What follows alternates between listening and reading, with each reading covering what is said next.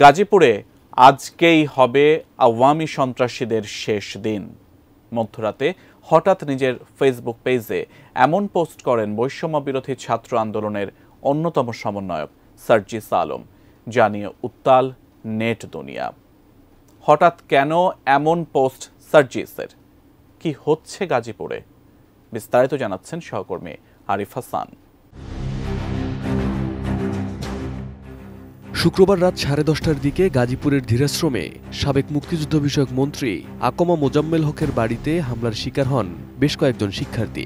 জানা গেছে, আকমা মোজাম্মেল হকের বাড়িতে ভাঙচুর চালানোর সময় তাদের ওপর হামলা চালানো হয়। এতে বেশ কয়েকজন গুরুতর আহত হয়েছেন। 5 জনকে উন্নত চিকিৎসার জন্য নেওয়া হয় ঢাকা মেডিকেল কলেজ হাসপাতালে। জানা যায়, মন্ত্রীর বাড়িতে হামলা ও লুটপাটের খবর শোনার পর প্রতিহত করতে 15 থেকে 16 জন শিক্ষার্থী ঘটনাস্থলে ছুটে যান। সেখানে লুটপাটে বাধা দিলে পেছন থেকে দেশীয় অস্ত্র হাতে কয়েকজন শিক্ষার্থীদের উপর হামলা করে এবং ওই 15 জনকে ছাদে নিয়ে বেধড়ক পিটিয়ে ও কুপিয়ে জখম করা হয়। পরে অন্যান্য শিক্ষার্থী ঘটনাস্থলে গেলে তাদের উপরও হামলা করা হয়। RICL TMX, যুগের পর যুগ স্থাপনা থাকে মজবুত। এ বিষয়ে বৈষম্য বিরোধী ছাত্র আন্দোলনের গাজীপুরের যুগ্ম আহ্বায়ক নাবুল আহমেদ বলেন, শিক্ষার্থীরা ফাঁদে পড়েছে বুঝতে পেরে বহুবার পুলিশকে জানালে 2 ঘন্টা পর তারা ঘটনাস্থলে আসে। তিনি দাবি করেন, যারা হামলা করেছে তারা সবাই আওয়ামী লীগের লোকজন। তবে কেউ কেউ বলছে, শুক্রবার রাত 9টার দিকে একদল বিক্ষুব্ধ ছাত্র জনতা গাজীপুর মহানগরের ধীরাশ্রমের দক্ষিণখানে মোজাম্মেল হকের বাড়িতে হামলা চালান।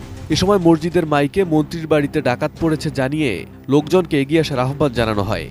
এলাকার লোকজন দা, বটি, লাঠিসহ বিভিন্ন দেশীয় অস্ত্র নিয়ে বাড়িটি ঘিরে ফেলে।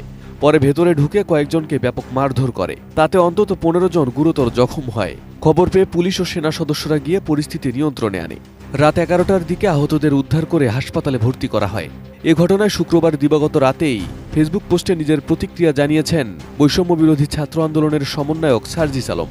এতে তিনি লিখেছেন, গাজীপুরে আজকেই হবে আওয়ামী সন্ত্রাসীদের শেষ দিন, আমরা আসছি।